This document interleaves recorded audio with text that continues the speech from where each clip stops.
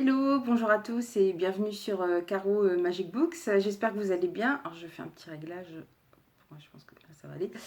Petit changement de décor parce qu'aujourd'hui je voulais vous présenter mes derniers achats et franchement je me suis complètement lâchée.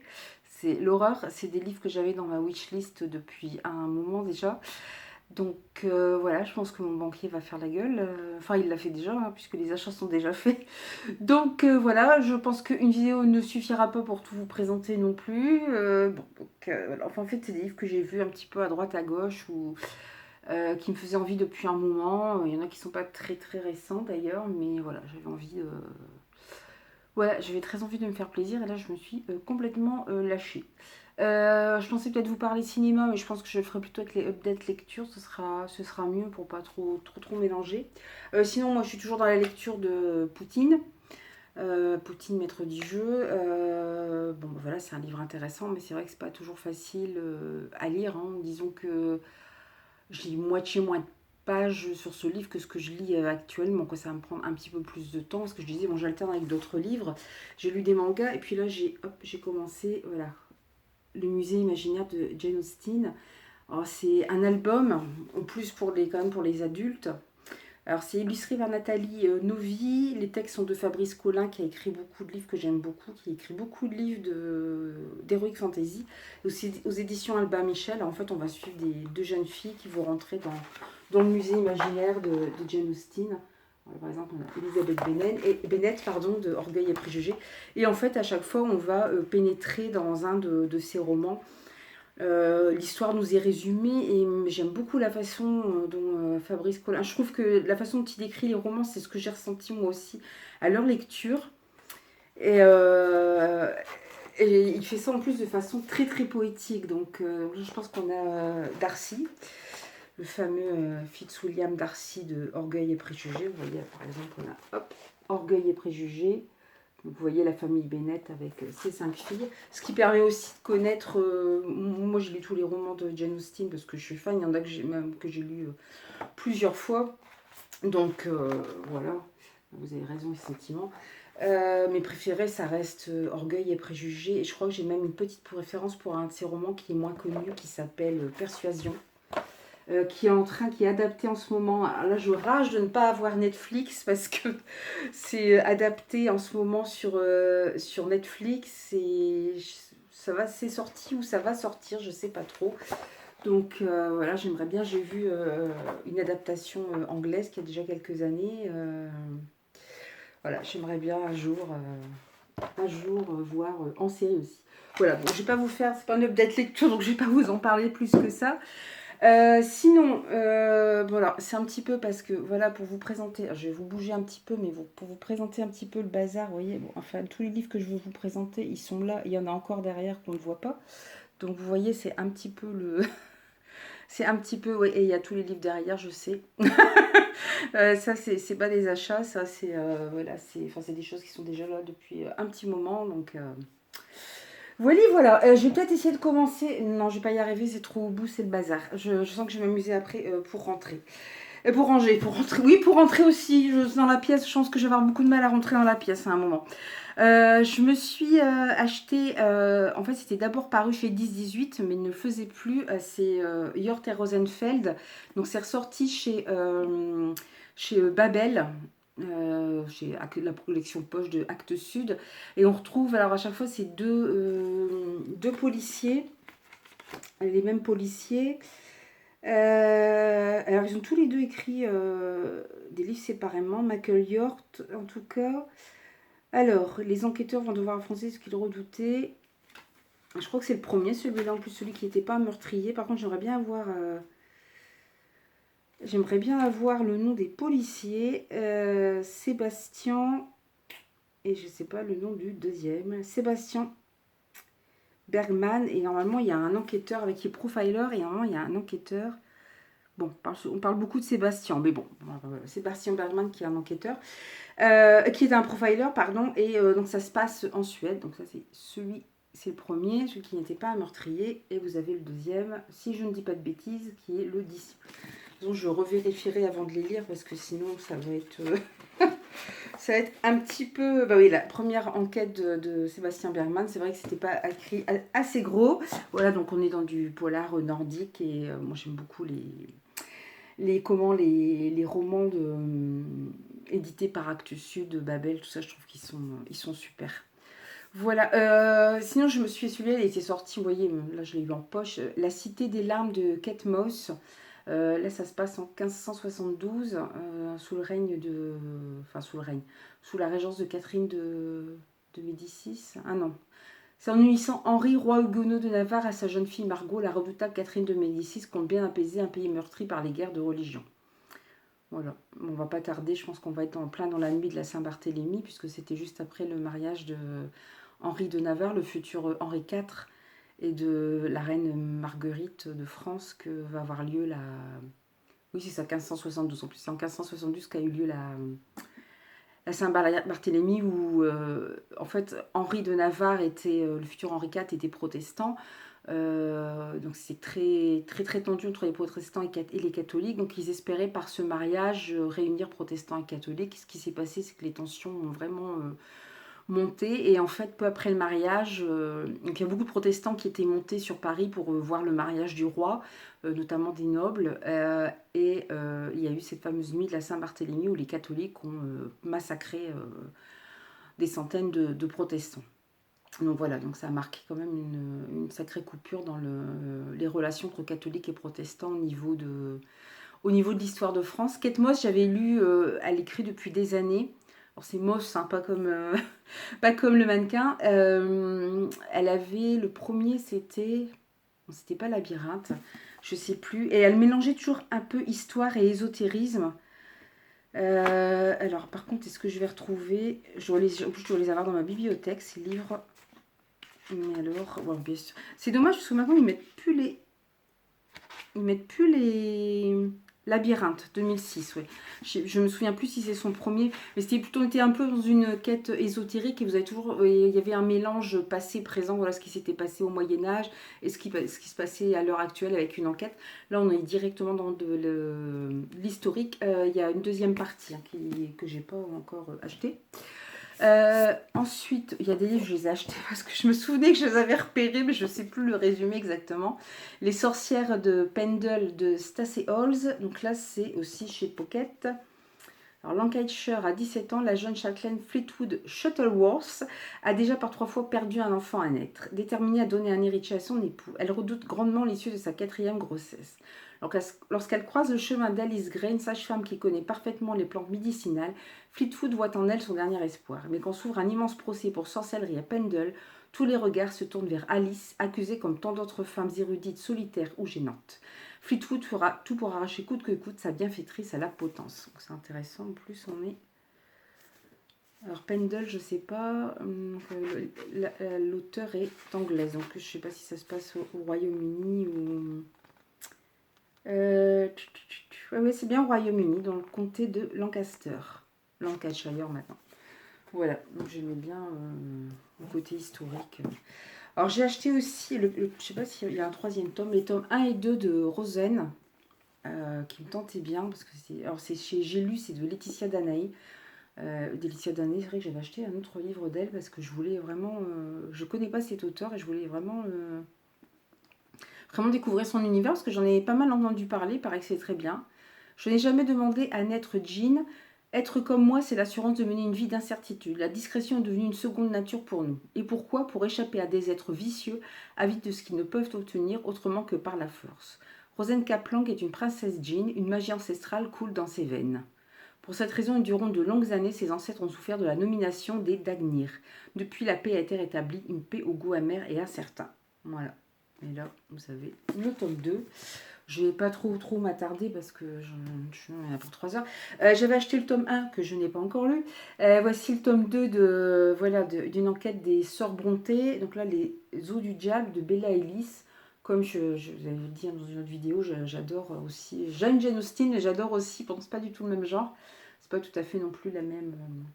Jane Austen, c'est plutôt début 19e et Sœur Austen, c'est plutôt fin du 19e. Les Sœurs Brontë, pardon. Les Sœurs Brontë, c'est plutôt fin du 19e. J'ai eu un coup de cœur et une claque phénoménale avec Les Hauts du Hurlevent d'Émilie Brontë. J'ai beaucoup aimé Jane Eyre, mais alors, Les Hauts du Hurlevent, je crois que celui-là, je l'oublierai jamais, quoi. C'est un superbe roman et je trouve qu'il est accessible parce que l'écriture est très très moderne. Donc du coup, quand j'ai vu que quelqu'un faisait donc ce style Cozy Mystery, je pense, ou Cozy Murder, voilà, en reprenant les Sœurs Brontë, évidemment, je me suis précipitée dessus. Je pense que depuis le 3 a dû sortir d'ailleurs. Voilà, c'est chez Hauteville Édition. Voilà, Les Eaux du Diable. Je vais essayer, c'est surtout de ne pas refaire tomber. Parce qu'en voulant prendre les livres, je vous dis pas, j'ai tout fait tomber, tout s'est cassé la figure. C'était tellement partout. C'était génial. Alors celui-ci m'intriguait beaucoup. Madame March, Mrs. March, de Virginia Feytaud. Alors c'est au Cherche Midi. Parce qu'en fait, c'est une femme qui vit. Alors, je sais pas si c'est dans les années 50. Elle vit avec un homme qui est un auteur à succès. Et puis, bon, il y aura quelque chose d'étrange avec un de ses livres. Madame March vit oisive dans un appartement huppé de New York. Alors que George, son mari, atteint la consécration littéraire avec son dernier roman, l'existence de Madame March se met à vaciller. Aurait-elle, comme on le dit, servi de modèle à l'un des personnages peu reluisants du livre de son mari? Impossible connaissant George, mais le connaît-elle vraiment? Bon, j'ai pas vous... Avec ce portrait d'une femme dont le monde s'effondre, Virginia Feytaud nous offre un récit à la tension extrême. Voilà, donc je voulais voir un petit peu ce que ça va aller. Je ne sais pas si on va être aller vers du thriller ou du suspense conjugal. Je ne sais pas trop, mais il m'intriguait fortement ce livre. Dans un autre style, là on est chez Albin Michel Imaginaire, Lauren Bucks, j'ai pris Afterland. J'avais déjà pris un autre de ses romans, son tout premier, Les Lumineuses, que je n'ai pas encore lu bien sûr. Ça, c'est son dernier. Alors, plus de 99,9% des hommes sont morts. Je ne dirai rien. 3 ans après la pandémie qui les a balayés, les gouvernements tiennent bon et la vie continue. Mais le monde d'après, dirigé par des femmes exemptes d'un point de vue économique, n'est pas forcément meilleur que celui d'avant. Pas de chance.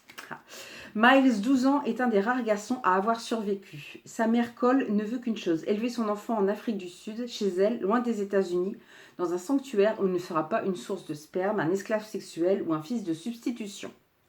Traqué par Billy, son implacable sœur, Cole n'a d'autre choix pour protéger son fils que de le travestir. À l'autre bout des États-Unis, un bateau pour le Cap les attend, le temps est compté. Ah oui, d'accord. Je me souviens pourquoi j'ai voulu l'acheter. J'aime beaucoup les post-apocalyptiques comme ça, les romans. Puis là, ça me fait penser à la bande dessinée, enfin au roman graphique Y, Le Dernier Homme, où effectivement tous les hommes, mais aussi bien, enfin les hommes et les animaux, les mâles disparaissent. Il n'y a plus, voilà, il y a plus un seul mâle. On voit même au tout début du comics, on voit c'est pas un comics, c'est un roman graphique. On voit même une femme qui est enceinte, qui perd son bébé en fait. Enfin voilà, elle a des saignements. Elle savait que c'était un garçon. Donc même les femmes enceintes perdent leur bébé. Tous les animaux mâles meurent. Et il ne reste plus qu'un homme, enfin un jeune homme, avec son singe, qui est aussi un mâle. Donc il va traverser les États-Unis pour retrouver la femme qu'il aime. Donc il va se passer plein de choses. Alors j'ai lu le premier volume sur peut-être le 2. C'était super bien fait. Il y avait plein de voilà comment on vit dans le monde d'après, comment lui il va survivre parce que souvent on voit parfois l'inverse. J'ai vu le film Light of My Life où là il y a quasiment plus d'enfants et encore parmi les enfants il y a beaucoup moins de filles que de garçons. Donc on voit un père qui grime son fils en fille sauf qu'elle rentre dans l'adolescence. Il y avait aussi c'était Walking Cow. Alors c'était adapté aussi c'est un film, c'est adapté d'un roman apocalyptique aussi, où c'est pareil. Ah si, il y a des femmes, mais le héros en fait au départ se trouve dans un village où il y a où il y a pas de femmes. On a chassé les femmes, enfin il y a quasiment plus de femmes. Et puis un jour par hasard, il tombe sur une jeune femme. Donc voilà. C'est assez particulier parce qu'ils ont la capacité, les hommes, de lire dans les pensées, tout ça. Donc, je ne sais plus de quel roman c'était adapté, mais c'était pas mal du tout. Donc, je pense que c'est ce sujet-là qui m'a... Voilà, quand c'est post-apocalyptique. Et en plus, qu'il y a un truc particulier qui se passe, quoi. Je trouve ça super intéressant. Alors peut-être que je vais enfin lire mon premier Ariel Holz, dont on a beaucoup entendu parler pour son dernier roman, La princesse sans visage, je crois, si je ne dis pas de bêtises. Moi, je suis partie sur Pénombre aux 404 éditions. C'est peut-être en plusieurs parties aussi d'ailleurs. Je me demande si c'est pas un tome 1, ça. Alors, et si une éclipse faisait basculer le monde dans les ténèbres? Tous les 30 ans, les ténèbres infectent les terres d'Astravia, empoisonnent les vivants et les transforment en monstres. Mais elles accordent aussi aux nouveau-nés des pouvoirs quasi divins. On les appelle les éclipsiens, et Liviane Palimbre est de cela. Elle sait écouter les ombres depuis toujours et s'occupe de défendre les baronnies locales. Un jour, lors d'une banale chasse au miasme, l'éclipse s'abat sur Astravia avec une décennie d'avance. Cette fois, l'obscurité submerge le monde durant 3 minutes au lieu d'une seule. À ce rythme, c'est Astravia tout entière qui va disparaître. Bon, je ne vais pas vous en dire plus, on ne va pas trop rentrer dans les détails non plus. Ah bah ça y est, je commence à avoir un mini effondrement de livres. Alors là, je suis partie, par contre, on est plus dans de la jeunesse. Les tisseurs de rêves de Manon Fargeton, c'est pareil, j'ai acheté un livre... un roman d'elle, Young Adult, que j'ai pas encore lu non plus. Donc c'est aux éditions Rajo. Bon, je sais pas à partir de quel âge. Donc là on a, c'est pas marqué à partir de quel âge. Oh, bah il y a, ouais, bon, vu l'écriture, vu le, voilà. Je pense qu'à partir de 9 ans, ça peut de 8-9 ans, ça peut déjà se faire. 8 ans peut-être pas, je sais pas, ouais. 8-9 ans je dirais. Bon, j'essaierai de les lire, mais... Alors le premier c'est lequel Ça, c'est Anouk et les liens invisibles. Et là, on a Manel et les mélodies secrètes. Je pense qu'il n'y en a que deux pour le moment. Donc, le premier, c'est Manel. Alors, Manel est une tisseuse de rêves. Grâce à son violon, elle modifie la réalité. Mais son pouvoir suffira-t-il à repousser les cauchemars qui déferlent sur l'école? Anouk est une tisseuse de rêves. Grâce à ses fils invisibles, elle modifie les émotions des autres. En fait, à chaque fois, elles ont des... On se retrouve avec des héroïnes là qui ont des pouvoirs différents. Ça m'intéressait aussi en jeunesse. Je pourrais peut-être, mes enfants pourront peut-être le lire plus tard aussi. Ça, ce serait super. Alors, ça aussi, ça m'a fortement... j'en ai entendu parler sur Booktube et ça m'a fortement tenté. Alors, Eric Emmanuel Schmitt, il y a longtemps que j'ai pas lu un de ses romans. Je crois que le dernier devait être La part des autres, donc ça remonte quand même. Donc, c'est La traversée des temps. C'est des gros pavés. Hein. Celui-là, c'est le tome 1 et c'est Le paradis perdu. Et la suite, La porte du ciel. Alors, je me demande s'il n'y a pas un tome 3 qui est sorti entre temps. Là, on voit la tour de Babel d'ailleurs. Alors, je crois qu'il raconte toute l'histoire du monde en fait dans ses romans. C'est aux éditions Albin Michel, je ne sais plus si je l'ai dit. Cette traversée des temps affronte un prodigieux défi. Raconter l'histoire de l'humanité sous la forme d'un roman. Faire défiler les siècles, en embrasser les âges, en sentir les bouleversements, comme si Yuval Noah Harari avait croisé Alexandre Dumas. Ne me demandez pas qui est Yuval Noah Harari, je n'en sais rien du tout. Depuis plus de 30 ans, ce projet titanesque occupe Eric Emmanuel Schmitt, accumulant connaissances scientifiques, médicales, religieuses, philosophiques, créant des personnages forts, touchants, vivants. Il lui donne aujourd'hui naissance et nous propulse d'un monde à l'autre, de la préhistoire à nos jours, d'évolution en révolution, tandis que le passé éclaire le présent. J'espère que je n'ai pas été déçue parce que j'avais lu un livre qui s'appelait Londres, je crois tout simplement, qui racontait toute l'histoire de Londres, de la préhistoire. Enfin, ça s'appelle pas Londres évidemment. Mais c'était trop... Alors, on suivait un peu plusieurs familles en fait. Hein. On voyait avoir des descendants, changer de nom entre temps parce qu'il n'y a pas de descendance mâle directe. Voilà, on suivait à peu près les mêmes clans, les mêmes familles. C'était marrant de suivre le cheminement. D'ailleurs, de voir qu'à une époque, ils étaient riches et ensuite ils étaient pauvres. Mais c'était un petit peu trop technique. C'était un peu froid. C'était un peu, voilà, je donne des fiches, j'explique comment ça se passait à Londres à cette époque-là. Il n'y a que quand il avait raconté, je ne sais plus qui avait écrit ce roman, le grand incendie de Londres, où ça m'avait davantage marqué. Mais sinon, je n'avais pas trouvé ça, bon, voilà quoi. Sans plus. Donc, j'espère que là, ce sera plus... Comment dire? Qu'il y aura plus d'émotions, voilà, plus... Parce que de l'autre côté, j'ai trouvé ça très technique. Voilà, apparemment, là, c'est la suite. Donc, je ne vais pas vous la lire. Ça a l'air d'être une suite directe. Alors, je suppose qu'on va se retrouver avec la tour de Babel. Je ne sais pas trop. Voilà, alors, il part vraiment parce que la tour de Babel, on n'est pas sûr qu'elle ait existé non plus. Alors, j'avais lu L'Empire d'écume, j'avais lu le tome 1 il y a quelques mois déjà. J'ai vraiment eu un coup de cœur pour ce tome 1. Ça s'appelait La magie des eaux. Non, c'était pas ça. La fille, oh là là. La fille aux éclats d'eau. Oui, parce qu'il y a une magie des eaux en fait dans cette série, c'est de l'heroic fantasy. Donc là, c'est la suite, L'impératrice aux éclats d'eau, c'est de Andrea Stewart et c'est chez Big Bang. Alors Big Bang, je crois que c'est Bragelonne, si je ne dis pas Castelmore, ouais, ça doit être Bragelonne. Voilà, donc on suivait plusieurs personnages en fait dans le tome 1. Et ce qui était pas mal, c'est qu'ils utilisaient ce qu'on appelle une magie des eaux. Alors, je vais pas vous dire ce que c'est cette magie des eaux, je préfère vous laisser la surprise en découvrant le livre. En tout cas, j'avais eu un coup de cœur pour le tome 1 qui était super. Je sais pas, maintenant je vais attaquer la deuxième pile. Clairement, je pourrais pas tout faire, mais c'est pas grave, on va essayer. Alors, celui-là, je ne sais plus pourquoi je l'ai pris. Clairement parce que ça doit parler de sorcellerie, vu que ça s'appelle Salem, hein, il n'y a pas de surprise. Mais je ne sais plus le résumé. C'est de Sandra Trinam.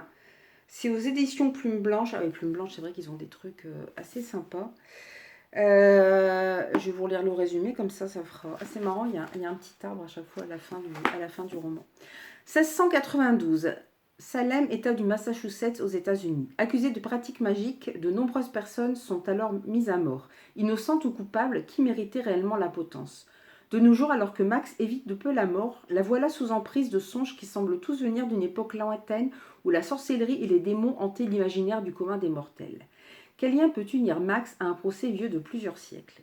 Assez sympa, donc on va retourner dans le procès de Salem, là, qui avait effectivement, où des femmes avaient été accusées de sorcellerie, certaines avaient été graciées, mais certaines avaient été mises à mort. Même des femmes qui étaient reconnues comme des catholiques pratiquantes. Enfin, c'est une folie ce truc. Alors, on voit Salem 1690, je ne sais pas si vous voyez, là c'est tout petit. Donc on va alterner passé, présent. Et bon, c'est vrai que ça m'a toujours fasciné cette histoire de Salem. D'ailleurs, si vous avez. Bon, j'ai lu des livres dessus, mais il y a la pièce de théâtre Les sorcières de Salem de Henry Miller. En fait, ça sert de cadre pour montrer à quel paroxysme plutôt les humains peuvent être poussés par jalousie, par envie. On touche aussi à l'hystérie collective, hein, parce que ça y est, du coup, tout le monde s'est trouvé. Ah oui, non, moi aussi, j'ai été victime de sorcellerie. Enfin voilà, ça devient. Bon, il faut savoir aussi que ça se passe au XVIIe siècle, alors évidemment, et que c'était une des premières colonies américaines, donc ils étaient assez isolés. Donc il parlait, puis bon, voilà, il parlait de ça, de cette hystérie collective, de l'envie, de la jalousie. Parce que c'est ça surtout qu'on voit, on a l'impression que ça démarre en fait d'une histoire de jalousie tout simplement, d'envie. Et voilà, et on commence à accuser une femme, deux femmes. Puis il y a une espèce d'hystérie qui s'empare d'autres personnes, et puis voilà, et tout le monde se retrouve impliqué, et c'est assez terrible quoi, le résultat. Et la pièce de théâtre est super bien faite, et donc elle s'inspire vraiment des sorcières de Salem, de ce qui s'est passé, mais elle prend aussi un autre chemin, et nous raconte aussi un peu la vie de certains personnages. Et c'était vraiment, j'avais vraiment beaucoup aimé. Voilà. Puis franchement, moi je suis pas très pièce de théâtre, franchement ça se lit très bien. Alors celui-là, je pense que en avez forcément entendu parler à un moment ou à un autre. Moi, j'avoue qu'à force d'entendre les résumés, je me suis dit, ça.